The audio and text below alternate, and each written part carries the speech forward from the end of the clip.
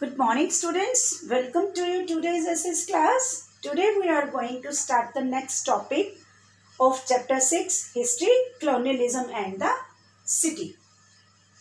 Today's topic is Demolishing a Past. We are going to start the second part of this chapter. First part we have already studied. In the first part we have studied the topic what happened to the cities under the colonial rule.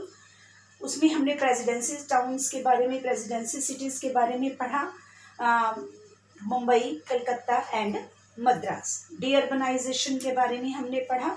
How many Delhis before new Delhi, Nai Delhi से पहले दिल्ली के अंदर ही कितनी दिल्लियाँ थी जो छोटे छोटे parts में डिवाइड हुए हुए थे। यमुना के आसपास का एरिया, वो 14 कैपिटल्स थी, उनको 14 कैपिटल्स के रूप में माना गया था। ठीक है। Making of new Delhi, Shahjahan ने जो शाहजहानाबाद एक स्प्लेंडेड कैपिटल बनाई थी, वो उसके साथ ही दिल्ली में मुगल एम्परर शाहजहां ने दरगाह, खानका, ईदगाह, कुलदसा के कीवर्ड्स भी हैं आपकी बुक में और आप लोगों को करवा भी दिए गए हैं। ये चीज़ें आप उसमें पढ़ चुके हो। Now today we are going to study the demolishing a past, यानी कि एक अतीत, पास्ट का खत्म हो जाना, उसका विध्वंस हो जाना। इसमें हम क्या देखेंगे, बिफोर द 1857, जब 1857 से पहले क्या था कि एक developments in Delhi were somewhat different. क्या हुआ था कि जो कॉलोनियल सिटीज थे 1857 की डेवलपमेंट से पहले, तो क्या हुआ था, एक नए चेंजेस आए थे। क्या चेंजेस थे उस समय? उनका रहन सहन, जो शहरों का रहन सहन था और गांव का रहन सहन था, वो बिल्कुल अलग था। प्रेसिडेंसीज जो सिटीज़ थे उनमें इंडियन और ब्रिटिशर्स के जो लिविंग एरियाज थे उनमें बहुत ज़्यादा डिफरेंस था। कैसे? जो इंडियंस के एरियाज थे रहने वाले, उनको ब्लैक एरियाज बोला जाता था, और जो ब्रिटिशर्स के जो एरिया थे जहाँ वो रहते थे उनको वाइट एरियाज बोला जाता था, वाइट टाउन्स बोला जाता था। ठीक है। और जो अच्छे वेल्दियर यानी कि धनी जो इंडियन होते थे, जो मतलब आप ये कह सकते हैं जिनके पास खूब पैसा होता था, जो बराबरी कर सकते थे यानी उनकी ब्रिटिशर्स की, तो उस समय वो क्या थे कि वो इंडियंस के साथ और ब्रिटिशर्स के साथ इकट्ठे रहते थे, उनका रहने का स्थान लगभग सेम होता था।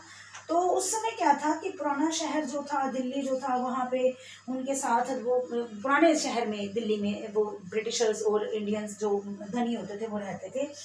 उनको फ़ायदा क्या होता था ब्रिटिशर्स को उनके साथ रहने का? वो उर्दू और फारसी भाषा सीखा करते थे इंडियंस से, क्योंकि इंडियंस में ये जो मुग़ल लोग थे इनमें शायर ज़्यादा होते थे, शेर व शायरी करने वाले लोग जिन्हें कहा जाता है, और वो फारसी भाषा सीखते थे और शायरी का मज़ा लेते थे, जो शेर बोलते हैं ना उनको। तो वो उनके जो लोकल जो उनके फेस्टिवल्स होते थे, त्यौहार होते थे, उनमें भी वो पार्टिसिपेट करते थे। तो 1824 में क्या हुआ था, दिल्ली में एक कॉलेज की स्थापना हुई थी, उसका नाम दिल्ली कॉलेज के नाम से जाना गया था। और 18th सेंचुरी में वो जो था वो मदरसे के रूप में माना गया था, यानी जो ये मुस्लिम्स होते हैं ना, जो अपने मस्जिदों में जो पढ़ाते हैं, उनको मदरसा के नाम से जाना जाता है, मुस्लिम स्कूल कहा जाता है। ठीक है। और वो साइंस और ह्यूमन रिसोर्सेज से रिलेटेड ये उनको सिखाया जाता था, पढ़ाया जाता था उसमें। तो वहाँ ज़्यादातर जो क्या था, उर्दू लैंग्वेज का यूज़ किया जाता था। ठीक है। 1830 से 1857 का जो पीरियड था, वो उसको दिल्ली का एक नव जीवन जिसको कहते हैं ना, नया जीवन आया दिल्ली में, वो एरिया टाइम पीरियड माना जाता है। 1857 के बाद ये सब कुछ बदल गया, चेंज हो गया, क्योंकि रिवॉल्ट हो गया था ना।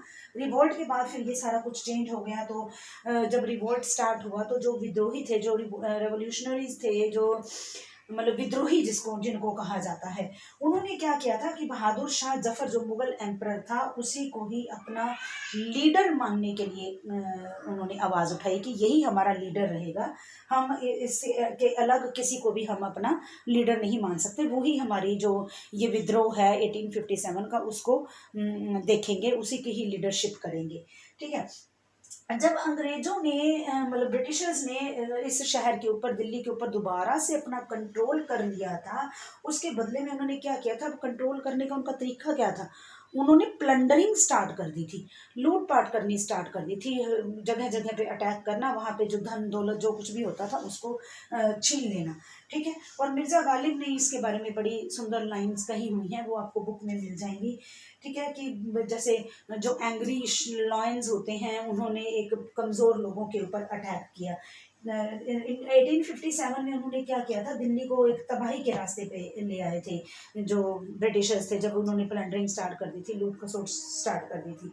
उन्होंने लोगों के घर जला दिए, कई औरतों को विधवा बना दिया, कई लोग जो थे अपने घर छोड़ के इधर उधर भाग खड़े हुए, और उन्होंने छोटे छोटे मस्जिदें थी या जो छोटे छोटे जो भी एरियाज थे, छोटी छोटी धर्मशालाएं जो बनी हुई थी, वहाँ पे उन्होंने मतलब जाके अपना ठिकाना ढूंढा या वहाँ जाके अपने आप को बचाया, क्योंकि इन लोगों ने उनको मारना शुरू कर दिया था। तो बहादुर शाह जफर को देश से निकाल दिया गया था। उन्होंने जाके क्या है, उन्होंने अंग्रेजों ने उन्हें क्या किया था, बर्मा जो आज म्यांमार के नाम से जाना जाता है, वहां पे उसको भेज दिया था। उसके महल जो थे, कई महल उसको उनको गिरा दिए गए, उनको तोड़ दिया गया, दिल्ली के दरवाजों को बंद कर दिया गया, दरबार को बंद कर दिया गया, जो नहरें बनाई गई थी वो उन्होंने खत्म कर दी। यानी कि दिल्ली के वो क्या अंग्रेज क्या चाहते थे कि दिल्ली के जो लोग हैं, जो मुगलों को पसंद करने वाले हैं, यानी मुगलों से जुड़ा हुआ पास्ट को वो खत्म कर देना चाहते थे। इसलिए उन्होंने क्या किया था, जो उसके आसपास का जो एरिया था ना, किले के आसपास का, फोर्ट के, रेड फोर्ट के आसपास का एरिया था, उसको क्लीन कर दिया, साफ कर दिया, नहरों को बंद कर दिया। बहुत यानी उन्होंने दिल्ली में आतंक मचा दिया, मस्जिदों को तोड़ दिया, इवन उन्होंने मंदिरों को तो नहीं तोड़ा, मस्जिदों को उन्होंने ज्यादातर तोड़ दिया था। जीनतुल मस्जिद को उन्होंने बेकरी के रूप में कन्वर्ट कर दिया था। जीनतुल मस्जिद भी थी यहाँ इसी एरिया में, लाल किले के आसपास, उन्होंने उसको बेकरी के रूप में कन्वर्ट कर दिया था, यानी अपना जो ब्रेड वगैरह जो चीज़ें भी वहाँ बनती थी वहाँ बनवानी शुरू कर दी उन्होंने।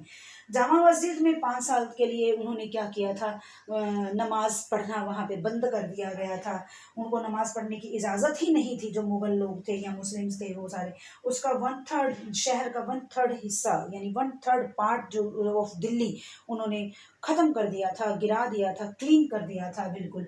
तो बिल्कुल प्लेन एरिया जिसको कहते हैं वो बना दिया। रेलवे की स्थापना की उन्होंने, रेलवे एस्टेब्लिश किया, चार दीवारी चारों तरफ जो थे, शाहजहानाबाद की जो वेस्ट जो वॉल्स थी उसको तोड़ दिया गया, और फिर दिल्ली कॉलेज को एक स्कूल में कन्वर्ट कर दिया गया, जो बाद में जाके 1877 के आसपास वो जो था वो भी बंद हो गया था। यानी जो उन्होंने पहले दिल्ली कॉलेज बनाया था ना, दिल्ली कॉलेज जो 1824 में बना था, और 1877 से पहले उन्होंने दिल्ली 1870 में उन्होंने जो था वो दिल्ली कॉलेज को स्कूल में कन्वर्ट कर दिया, फिर लास्ट में जाके 1877 में वो बंद हो गया था। ठीक है, ये हो गया डेमोलिशिंग पास्ट, यानी कि उसका अतीत का खत्म हो जाना। अब उसके बाद आ जाता है प्लानिंग अ न्यू कैपिटल। अब नई राजधानी बनाने की जो योजना उन्होंने बनाई वो कैसे बनाई वो हम देखेंगे इसमें। वो था कि जब नई बड़े उन्होंने एक सिंबॉलिक इम्पोर्टेंस मिलनी शुरू हो गई थी दिल्ली से रिलेटेड उन लोगों को। तो 1857 के जो रिवोल्ट थे उसके बाद बहुत सारे उन्होंने ना जो सेलिब्रेशंस होती हैं इन्होंने अंग्रेज़ों ने करनी शुरू कर दी थी। 1877 में वायसराय लिप्टन ने रानी विक्टोरिया को भारत की महारानी घोषित कर दिया था, अनाउंस कर दिया था कि महारानी विक्टोरिया जो है वो भारत की रानी रहेंगी। ठीक है, लेकिन उसकी जो सेलिब्रेशन थी वो उन्होंने दिल्ली में आयोजित की, दिल्ली में उन्होंने इसको बनाया। ब्रिटिश की राजधानी जब थी तब अभी कलकत्ता ही थी, जब ये सारे प्रोग्राम्स हुए तब अभी तक जब वहाँ की राजधानी जो थी, ब्रिटिश इंडिया की राजधानी जो थी यानी कैपिटल थी वो क्या थी, कलकत्ता ही थी।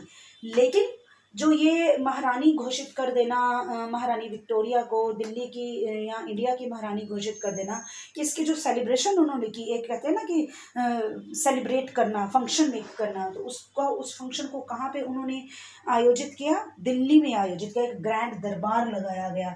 ठीक है, और उसके बाद भी फिर लोगों की जो नज़र थी वो बहादुर शाह जफर के ऊपर थी कि ये हमें संभालेंगे या ये हमारे लिए कुछ करेंगे। लोगों के लिए तो बहादुर शाह जफर जो थे ना वो बहुत एक अपनी इम्पोर्टेंस रखते थे, लोगों की नज़रों में उनकी बहुत इम्पोर्टेंस थी, वो बहुत एक प्रेम करते थे, उनसे प्यार करते थे। ठीक है, 1857 यानी कि 1857 में जो ये सारे सेंटर्स थे ये बड़े ख़राब से हो गए थे, मतलब लोगों को पसंद भी नहीं थे। अलग अलग टाइप से उन्होंने प्रदर्शन करना शुरू कर दिया था, अलग अलग टाइप से उन्होंने मूवमेंट्स करनी स्टार्ट कर दी थी। 1911 में जाके जॉर्ज 5 ने इनको इंग्लैंड का राजा जब बनाया गया, इंग्लैंड का रूलर जब उसको घोषित कर दिया, तो उसकी तब ना दिल्ली को इन्होंने कैपिटल घोषित कर दिया था। ठीक है, पहले कैलकाटा थी, बाद में उन्होंने दिल्ली को कैपिटल घोषित कर दिया था। और उसका जो ऐलान था ना, यानी उसकी जो अनाउंसमेंट थी कि अब हम दिल्ली को कैपिटल बनाने जा रहे हैं, या वट एवर जिस तरह की भी कोई अनाउंसमेंट होती है, तो उसका भी जो उन्होंने अनाउंसमेंट थी वो कहाँ पे की गई, दिल्ली में ही की गई, उसी दरबार में। ये जो दरबार लगाया गया था, ग्रैंड दरबार, जब महारानी विक्टोरिया को रानी घोषित करने के लिए बना किया गया था ग्रैंड दरबार, उसी में ही कैपिटल का भी अनाउंसमेंट कर दी गई थी उन्होंने। ठीक है, अब रायसीना की पहाड़ियाँ जो थी दिल्ली में 10 स्क्वायर किलोमीटर के आसपास, 10 स्क्वायर मीटर के आसपास का जो दिल्ली का एरिया था ना, वो एडवर्ड लिट्टन और हर्बर्ट बेकर, ये दो आर्टिस्ट थे, यानी आर्किटेक्ट थे, ये सॉरी आर्किटेक्ट थे। उनको दिल्ली का नक्शा बनाने के लिए ना, मैप तैयार करने के लिए, यानी आर्किटेक्चर जिसको कहा जाता है, एक बनाने के लिए उनको दिया गया कि आप इसका एक मैप तैयार करो कि कौन सी बिल्डिंग कहाँ पे बनेगी और उसका डिज़ाइन कैसा होगा। दिल्ली डिज़ाइन करने के लिए उनको बोल दिया गया। अब यहाँ पे जो कहते हैं ना, गवर्नमेंट जो सरकारी एरिया होता है, गवर्नमेंट एरिया जो होता है, वो एक बड़ा वाइड रास्ता, चौड़ा रास्ता उन्होंने बनाया। वायसराय महल जो पैलेस था, वायसराय पैलेस, उसको जो आज हम राष्ट्रपति भवन बोलते हैं ना, वो वायसराय पैलेस के नाम से जाना जाता था पहले। ठीक है, अब ये सारी जो बिल्डिंग्स थी ये बनाई गई, ये एक इम्पीरियल जो हिस्ट्री मानी जाती है इंडिया की, जो ब्रिटिश इंडिया की। ठीक है, और वायसराय पैलेस जो था, उसका जो ऊपर डोम बनाया गया था ना, सेंटर डोम, वो बौद्ध डोम से लिया गया था, स्तूप से, बुद्धिस्ट स्तूप से लिया गया था, जो सांची स्तूपा या इस टाइप के जो बने होते ना, उससे लिया था। आप कभी देखना, ये जो बिल्डिंग्स हैं उनके जो राष्ट्रपति भवन के सारे जो ऊपर बने हुए हैं, वो उन्हीं वहीं से डिज़ाइन हुए हुए थे सारे। बाद में कंस्ट्रक्शन होती रही उनकी, ऐसी बात नहीं है। पहले जब उन्होंने बनाए थे तो उसके बाद उसको नया रूप देने के लिए भी हमारी गवर्नमेंट ने जो लेटेस्ट मतलब इंडियन गवर्नमेंट आज़ादी के बाद 1947 के बाद भी उसमें थोड़े बहुत चेंजेस आए। लेकिन जो पहले उन्होंने डिज़ाइन लिया था, जो डिज़ाइन तैयार किया था एडवर्ड लिट्टन ने और हर्बर्ट बेकर ने, वो बौद्ध स्तूपों से लिया गया था। ठीक है, तो ये सारा एरिया वायसराय महल जो था वो शाहजहाँ की जामा मस्जिद से भी ऊंचा हो, उन्होंने ये ध्यान रखा गया था कि हायर लेवल पे बनाना चाहिए। पहले तो हम ये पढ़ चुके हैं ना कि जामा मस्जिद जो दिल्ली में थी, वो उस समय शाहजहाँ ने बनवाई थी जब, तो उस समय उस पूरे एरिया में जामा मस्जिद से ऊंचा कोई भी प्लेस नहीं था, वही एरिया था। ठीक है, अब ये सारी चीज़ें हमने देखी। इसके बाद टॉपिक आ जाता है life in the time of partition. अब life in the time of partition में क्या आएगा, देखो आप कि 1847 के बाद, ये मैं आप लोगों को वैसे ही समझा देती हूँ, अदरवाइज़ ये सारा टॉपिक जो है ये बहुत लंबा हो जाएगा, या फिर नेक्स्ट टाइम आपको इस टॉपिक को मैं कन्वर्ट करके एक शॉर्ट वीडियो में आपको लोगों को फिर मैं सेंड कर दूँगी। ठीक है, तो लाइफ टाइम जो था, पार्टीशन के टाइम पे जो लाइफ थी वो दिल्ली की कैसे हो गई थी, कैसे गलियाँ, ये सारी चीज़ें ये बाद में आ जाएंगी। ठीक है, and now you have to study read this chapter in the book and learn the question answers and write the question answers in your notebook.